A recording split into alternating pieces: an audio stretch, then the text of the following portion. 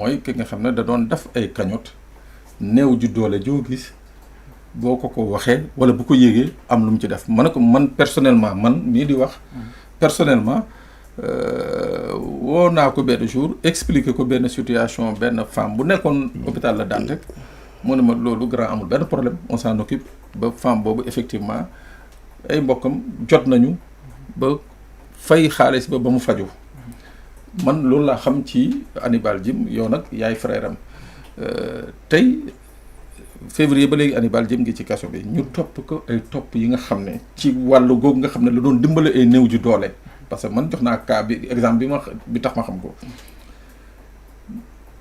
ñu topp ko ci lu mel ni article 72 article 80 et suivant article 279 du code pénal et l'article 139 du code de procédure pénale mooy maanaam ay actes yi nga xam ne yow bu ñu la ci toppee rek beneen dëkk bu ñu la déggee rek mooy que yow Carlos terroriste boobu wala Ben Laden yéen ñaar la doon ànd maanaam Ben Laden bu doon kos almet yow yaa doon tour essence quoi tey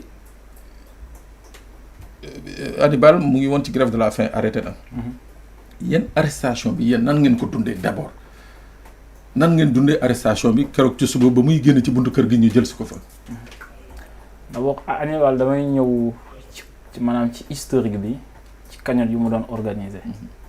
xam nga Hannibal au début étudiant la woon fii ci Sénégal nekkoon étudiant nag te yëngatu tamit ci société civile bi mais ci biir activité am étudiantine ak activité am parallèle de la société civile dañ koy poser ay cas maanaam ay cas de malade au début tout au début. Ça avait coïncidé avec un octobre. Il y avait des femmes qui souffraient du cancer de sein. On est moom day jël épargne am di leen jàppale. La première femme c'était au niveau de l'hôpital principal. C'était vers les 2016. jël alalam épargne am yëpp dem jàppale femme bi pour ñu opérer ko cancer du sein femme bi wér.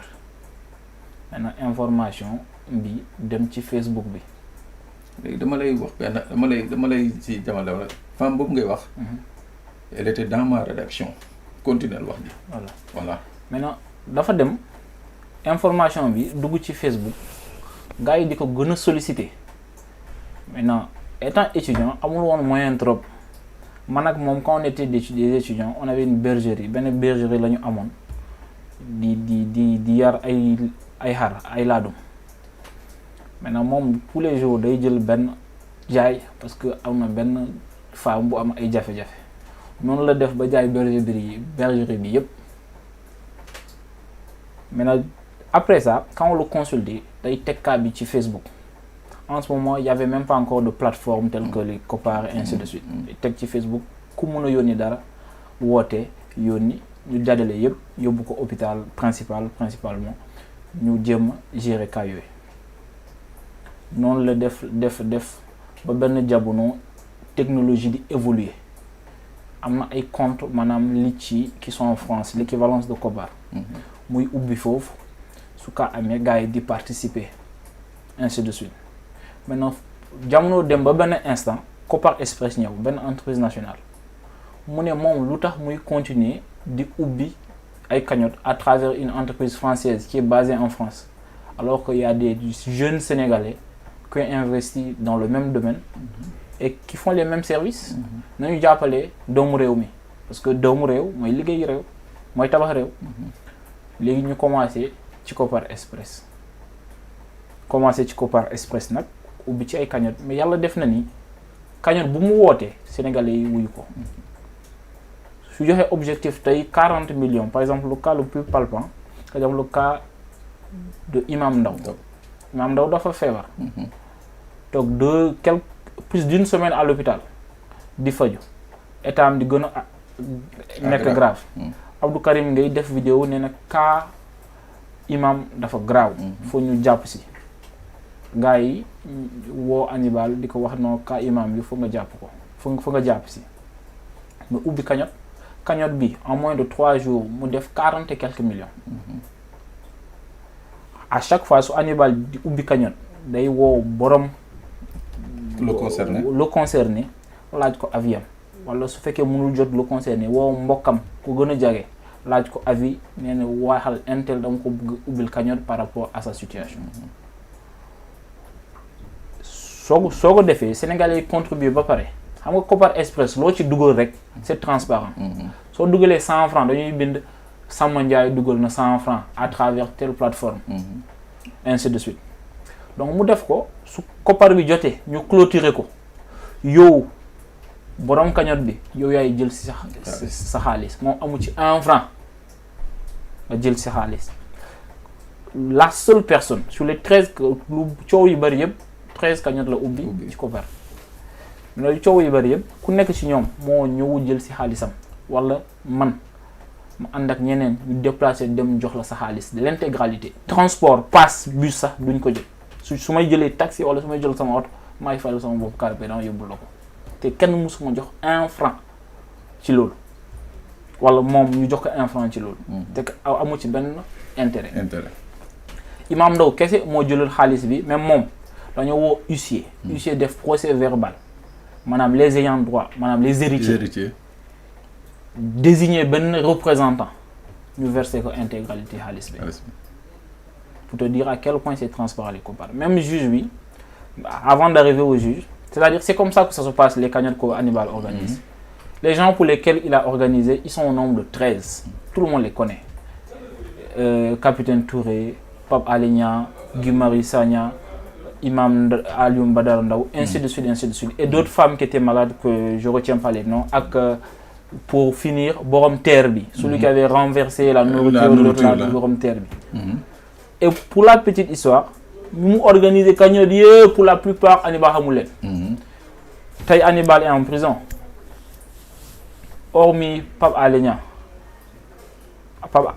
Niang personne parmi ces gens-là par exemple ne vient sur la situation. mooy maanaam ñii nga xam ne ñoom la doon nattal koppar gi yëpp. amul kenn ku ci jóg soldat lam dem seeti ko ku dul Pape Alé Niang. maanaam non les Guy Marius Sagna sont allés le voir ainsi de suite. c'est-à-dire maanaam jël xaalisam.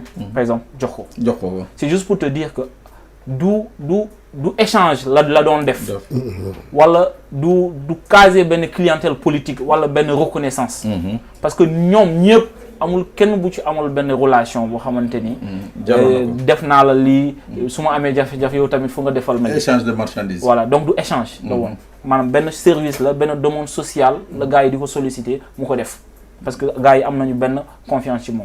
maintenant pour revenir sur l'arrestation de Hannibal ñun Hannibal dañoo xëy benn suba c'est-à-dire dafa jógee Canada ñëw takk jabar 2 semaines après mu xëy suba comme moom la ñu gën a yàpp non maa ngi ndaw maa waroon wàcc dem jënd mburu ñëw ñu ndekki. moom la ñu gën a yow ñu ne Hannibal damal jënd mburu waaye nga ñëw ñu ndekki wàcc yàgg foofu nag ñëwut damaa jékki-jékki rek ñu sonné ma ne ko lu xew ñu ne am na ay agresseurs yu ñëw fii jàpp sa frère duggal ko ci pick-up yóbbu ko ma ne ko ay agresseur ma ne loolu de c'est grave. ma dem xool suñu caméra de surveillance gis ni nag maanaam nekkuñu en tenue mais soo leen gisee da ngay xam ni ça c'est des pratiques de la sûreté urbaine.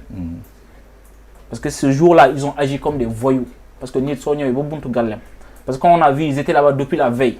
mais jox ko convocation mu ñëw.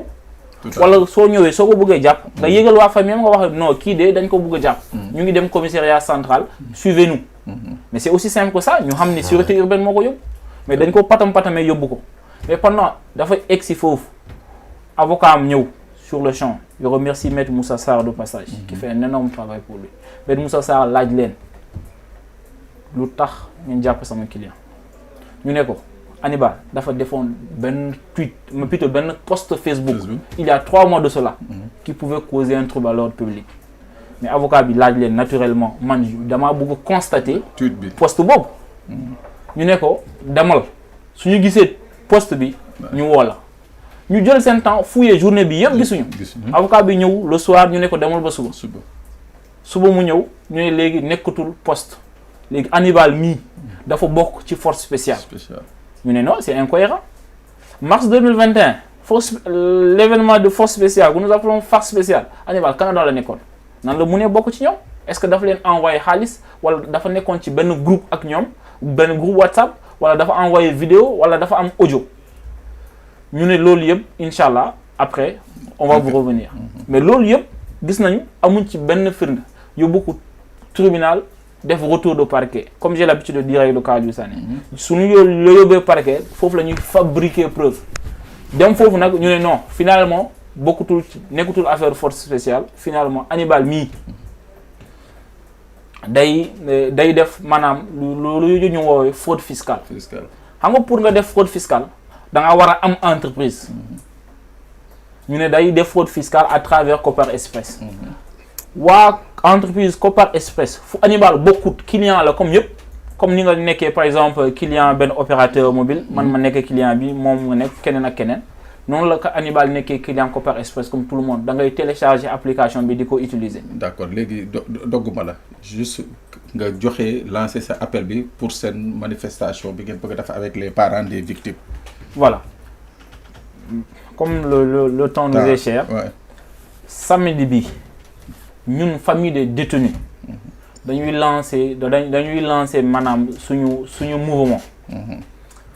On fait appel à tous les familles de détenus de venir ce samedi à partir de 10h au siège de Amnesty International pour une conférence de presse des familles de détenus. Familles de détenus yëpp la ñuy woo actuellement nous sommes plus d'une centaine mais on appelle encore davantage parce qu'aujourd'hui il y a 1300 détenus dans les prisons du Sénégal. Donc nous les appelons tous à venir ce samedi pour participer à la conférence de presse du collectif des familles de détenus. Bon.